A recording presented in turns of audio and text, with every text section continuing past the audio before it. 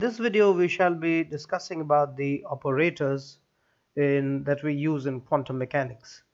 Now, what exactly is an operator? So, we represent the operators with a symbol where we put a hat over the top of a given operator. So, this is supposedly A is an operator. So, A hat exactly represents the operator, and it is a mathematical rule that when applied to a ket vector supposedly, then it produces another ket vector like this. And same goes with the case of a bra vector, where we are applying the operator, and you must observe the sense in which we are operating it. It's on the right hand side over here in the bra vector, while it was on the left hand side in case of the ket vector. So it produces another bra vector, let's say it as phi primed. So this is how an operator, a mathematical rule that is applied to a given ket or bra, and transforms it to another ket or another bra. Now here are some of the examples of an operator, the operation due to the operators. So first up we have the unity operator. So the unity operator operates on a given ket and leaves it completely unchanged. So we have this unity operator, which is usually represented as I hat, and that acts on the ket, and there is no change in the resulting ket. So this is a unity operator. Just like multiplication with 1 gives the same value, it's the same thing with this kind of an operator. Now, as for the second example, we can consider the gradient operator. Now the gradient operator operating, so this is a gradient operator. We have already discussed about the gradient operator in electrostatics. So here's the gradient operator, which operates on a given wave function or even a ket vector, and that results in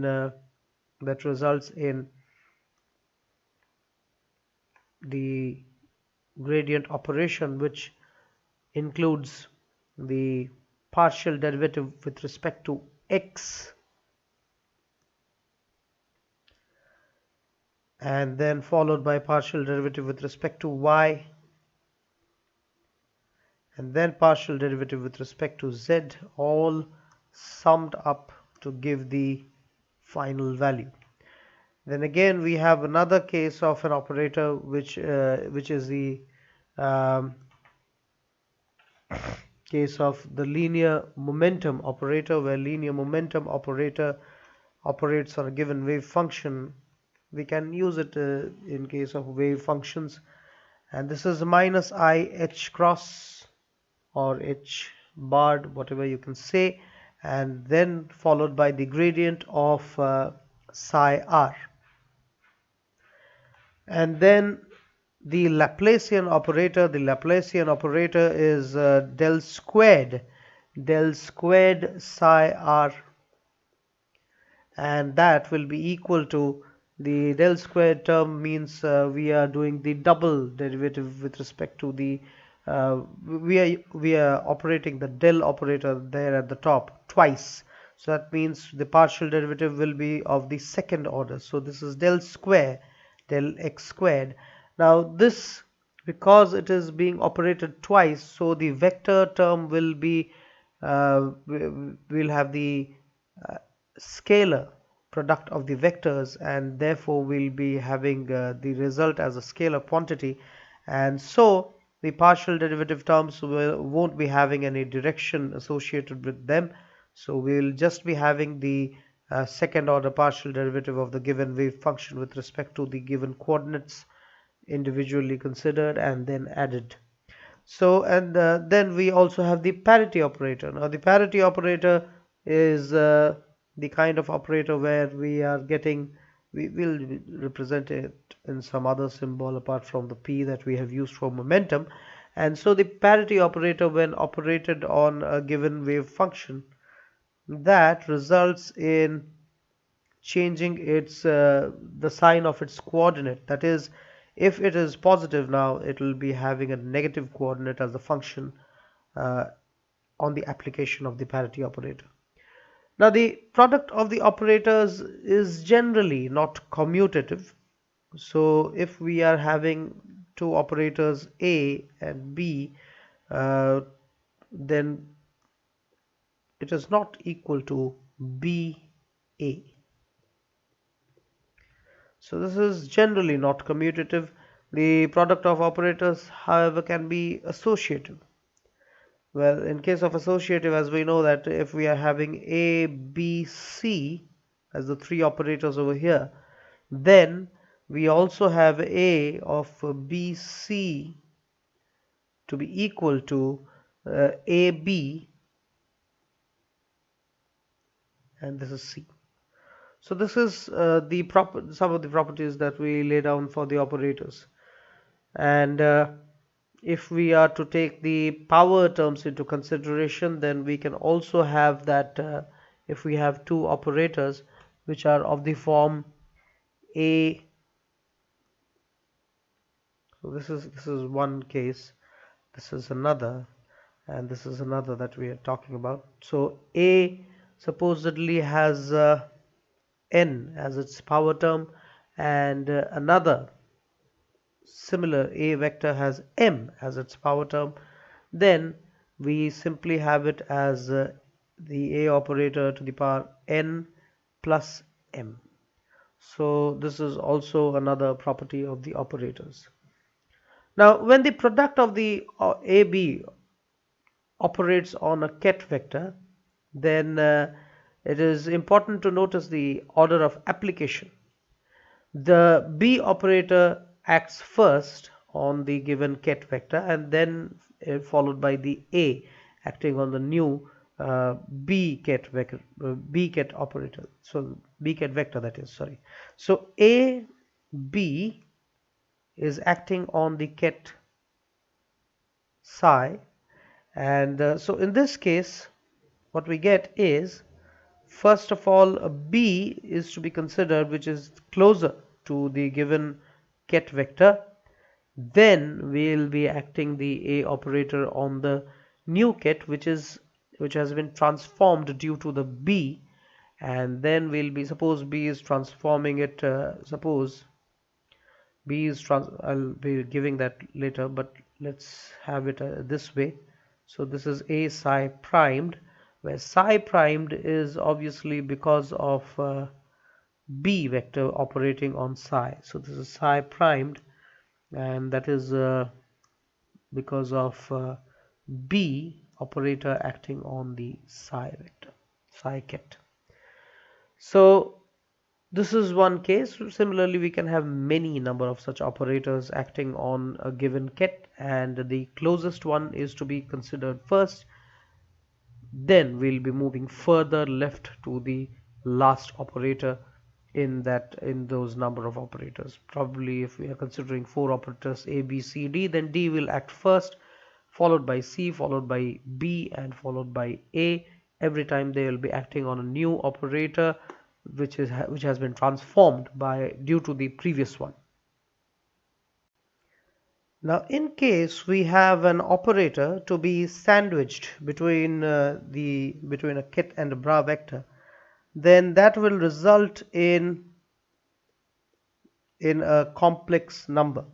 So if that's not psi, that has to be an operator. So this results in a complex number,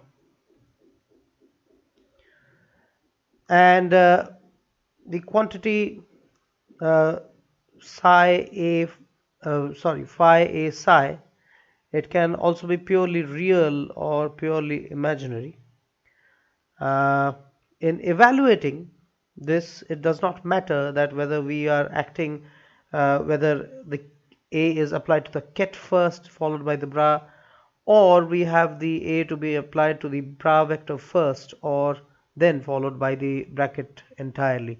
That is to say that this will be equal to, in the first case, if supposedly it is acting on the bra vector. So we'll be having phi a. This has one case or one result, and then we'll be acting it on the ket vector finally. Or then this can also be the other way around, where we have it to be acting on the ket vector first.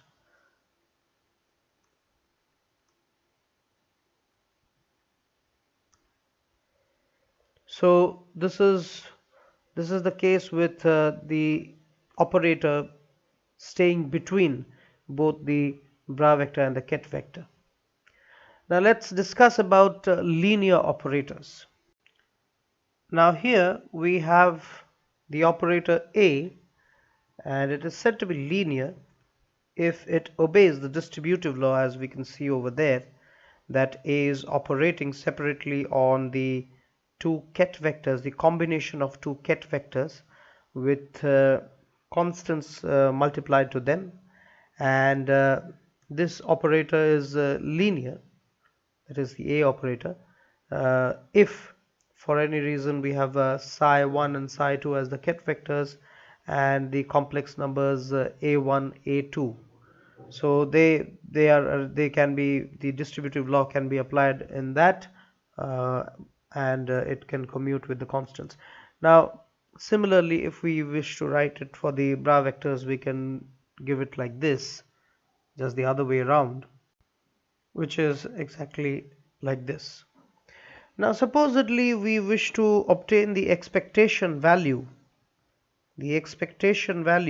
or the mean value of an operator in a given state. Let us say the state is psi.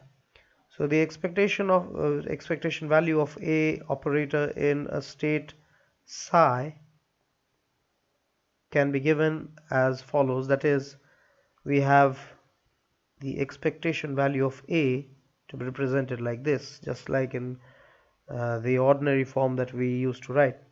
So this is psi a psi divided by the inner product over psi. Now the quantity, suppose we have ket phi and the bra psi, that quantity, which is the outer product in this case, is a linear operator. This is a linear operator in Dirac's notation, and to see, we must apply this to a ket vector, and we obtain another ket vector. That is what the transformation due to the operators do. So we apply this. Supposedly we have psi, that's phi actually.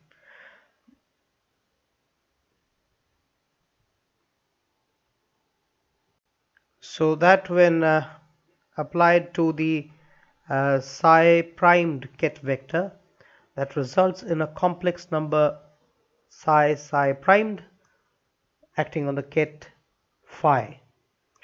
So this is again the case where we are having the outer product of the ket and the bra to be a linear operator. Now let's take a look at the Hermitian adjoint. Now the Hermitian adjoint, or in complex, or the conjugate of a given complex number. So if we are having a complex number, suppose a is a complex number, and we wish to consider the adjoint of it, then we have a adjoint, which is usually represented by a dagger at the top. So a adjoint is usually a dagger is its complex conjugate. So the adjoint or the conjugate is used, these two words are often used indiscriminately. So now, if we are to take the Hermitian adjoint of a given operator, supposedly we have the A operator that we have considered till now. So we take it like this, where we have the adjoint of the A operator between the ket and the bra vectors to be equal to the A operator between the reversed order of the ket and bra vector and the conjugate of this whole term. So there are certain rules or properties of this Hermitian conjugate. So to obtain the Hermitian conjugate of any given expression, we must cyclically reverse the order of the factors and make three replacements. So what are those replacements? First up, we must replace the constants by their complex conjugates, or the complex numbers by the, because the constants are here in the form of complex numbers. So we replace the constants, which are of course complex forms that we saw. So constants by their complex conjugate. That is to say that if we have a dagger, then we are getting it to be equal to its complex conjugate. As in the second kind of replacement that we can speak of is that we replace the kets or even the bras by the corresponding,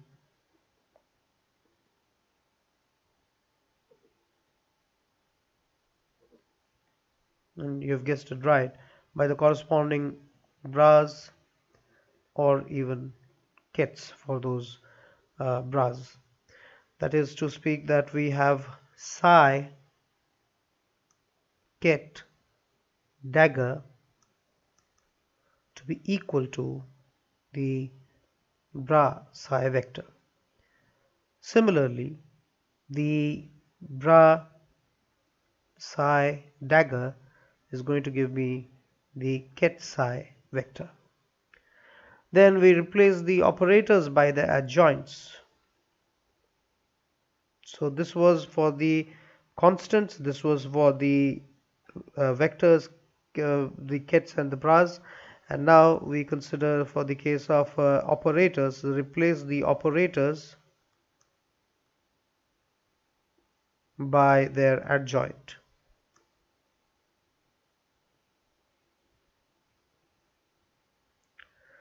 Nothing much about it, very simple and straightforward rules. So if we follow these rules, what we can get is that we can see a few examples over here. So if we are taking a double adjoint of a given operator, we are going to end up with the same operator. And if we have a complex conjugate constant multiplied to the given operator, and we take the adjoint of the whole, then we have the complex conjugate of the constant term followed by the adjoint of the operator. And if we are considering the nth power term of the given operator and taking the adjoint of it, then we have the adjoint of the operator to the power n. Similarly, if we are considering the case of the sum of the operators, then the adjoint of it, whole adjoint of it, will be equal to the sum of the individual adjoint operators, that is a dagger plus b dagger plus c dagger, or c adjoint, it's read as adjoint of the operator, plus d adjoint. As far as the multiplication is concerned, we again follow the cyclic rule where we have a, b, c, d as the multiplication of supposedly 4 operators and we take the adjoint of it, then the ordering will shift the other way around. That is, we have D operator, adjoint of the D operator, followed by multiplied to the adjoint of C, followed by multiplication with the adjoint of B, followed by the multiplication with the adjoint of A. And then if we are to consider the same case with a ket, supposedly we have A, B, C, D acting on the ket vector, which is psi ket, and we take the adjoint of this whole thing, then the adjoint of this whole thing is also given by the dagger sign at the top, as I said. So here we have the bra vector of the given ket, then we have a D adjoint followed by C adjoint, B, then A. So a combination of both those rules that we studied. Now the Hermitian adjoint of the operator, which is given as the outer product of the ket and the bra vector, that is over here. If we take the adjoint of this, obviously we are going to get it the other way around, but nevertheless we will be ending up with another linear operator, which is like this. So you can see the ordering as well as the notation that we have been using for linear operators, which is the outer product of two vectors. Now supposedly we have the operator to be inside the ket or the bra vector. Then what we get is,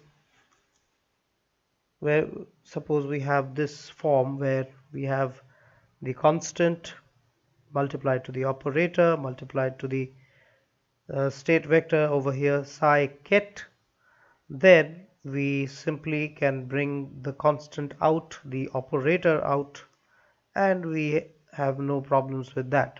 But consider the other way around in case of the bra vector, where if we have the constant to be inside the bra vector followed by multiplication with the operator, in that case what we are going to get is, when the constant comes out, we have the conjugate of it, and then we have the bra vector itself followed by the adjoint of the operator that was inside the vector.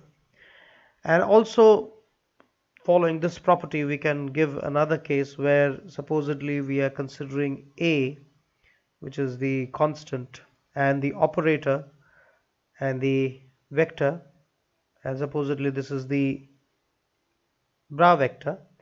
Then we have the conjugate of the constant term and we have the bra vector itself. Now here we are getting the operator, the adjoint of the given operator, so that means we are going to end up with the operator itself, that is A. So we can also write this as follows. Considering this case, what we can give is that psi A phi is equal to the adjoint of A as it goes to the other side, psi phi, and also equal to psi A operator phi. So this is another way of looking at it. Let's consider the case of Hermitian and skew Hermitian operators. So we have now discussed the Hermitian adjoint. So Hermitian and skew Hermitian. Usually the term skew, as we have also seen in matrices, what we get is the matrices become negative. So in that case also as well, let's see what we have got over here. The operator A will be called as a Hermitian operator if it is equal to its adjoint. So in case of Hermitian operator, we have the operator A to be Hermitian if it is equal to its adjoint form. Or we can also have the A operator to be within the bracket notation, and that gives the phi and the psi are interchanged. Remember, we had this case over here, and that is equal to simply A. So this is also the case of the Hermitian operator. And on the other way, if we have this to be the skew Hermitian part, that is, if we have a B operator supposedly, and we are considering its adjoint, then it will be equal to the negative of it, as I mentioned earlier. Or if we look at it this way, then what we get is, suppose we have again psi, B and phi, then on interchanging that, what we get is negative of phi, B, psi, and the conjugate of that. So that's the case about Hermitian and skew Hermitian. The Hermitian adjoint of an operator is not in general equal to its complex conjugate. So this is a special case where we are getting the Hermitian operator uh, defined completely or wholly. Now supposedly we are considering to obtain the expectation value of a Hermitian as well as a skew Hermitian operator or anti-Hermitian. Then for the Hermitian operator, as we can see that because that is equal to its complex conjugate term, so what we are going to get is that to be a real value, or the expectation value of the Hermitian operator is going to be real. But as in case of the skew Hermitian operator, what we are seeing, what we are observing is that it is giving a negative value, which is only the case with imaginary terms. So the skew Hermitian operator or the anti-Hermitian operator is a purely imaginary term, the expectation value, that is. So having discussed this far, let's see a few cases about the Hermitian operators. So if we have, supposedly, we can take up an example over here. So suppose we have the operator, let's discuss the hermicity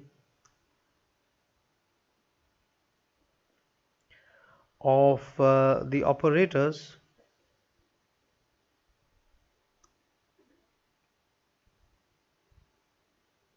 given by, the first one is A plus A dagger,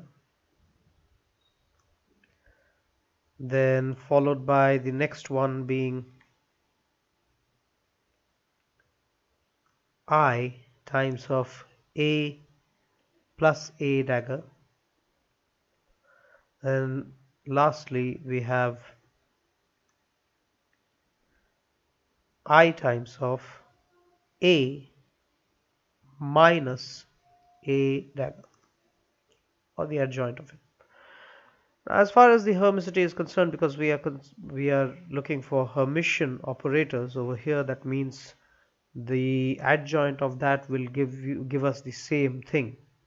So let's take this operator, first one, that is, as the B operator, which is equal to the sum of the A with its adjoint term. And if we take the adjoint of B,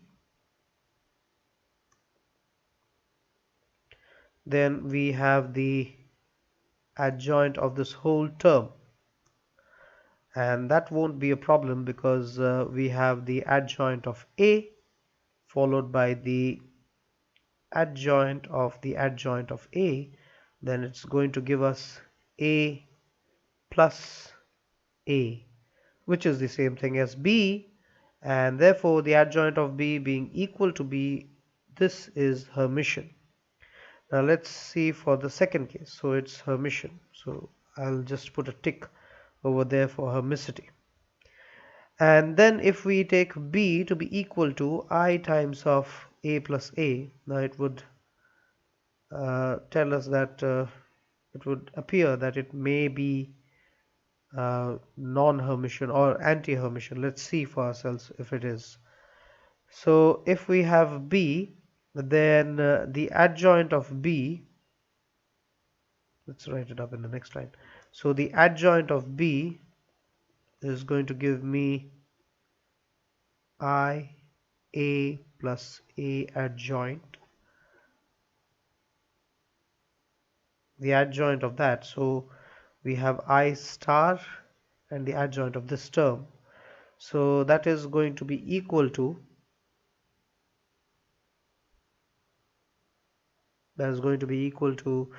uh, minus I, and then within that we have A adjoint. I'm writing it directly, A. So this is a negative of B, so it's not Hermitian. Let's take up the third case where B is equal to I times of A minus the adjoint of A. In this case, if we take the adjoint of B, then we are getting I star, and over here we are getting A adjoint and then followed by minus A. Now I've written that directly. So this is going to give me minus I, A adjoint minus A, and if I take the minus inside, so I have A minus the adjoint of A, and that is what the form of B was right from the beginning. So this is a B operator, and hence this is Hermitian. So you can, by looking at the combination of operators, we can discuss or we can say whether the given combination is Hermitian or not. Now let's take up another case where we are considering supposedly a function of the operator. So where we have let's say f of A. It's given that f of the operator A is given as 1 plus IA plus 3A squared multiplied to 1 minus 2IA minus 9A squared entirely divided by 5 plus 7I. Not 7I, but 7A. So if that is the case, then if we wish to obtain the Hermitian adjoint of it,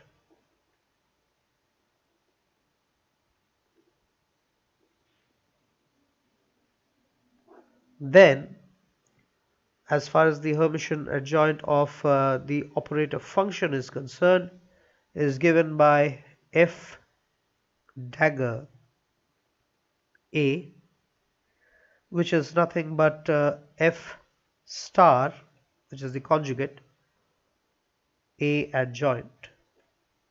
And so this will be equal to the conjugate of this entire thing that we have there. So taking the conjugate, we deal with this one as a complete operator and this one as a complete operator, because we have seen the combination acts as an operator. So multiplication of two operator terms is going to displace them in the cyclic way or in the cyclic order. So we have the second term to be written first. So we have 1 plus, this becomes plus because we have a I over there, so plus 2I A adjoint minus 9 A adjoint squared, because we have that property that A to the power n adjoint is A adjoint to the power n, so n instead of n we have 2 over here. And then the second one, that is 1 minus I A adjoint plus 3a adjoint squared entirely divided by 5 plus 7a adjoint. So this is the required Hermitian adjoint of the given operator function. So these were a few cases that we just studied, cases related to what we just studied. We'll be discussing more on operators in the upcoming videos, probably one more video related to the operators, then we can move on to more details in this part of the quantum mechanics. Till then, thank you for watching.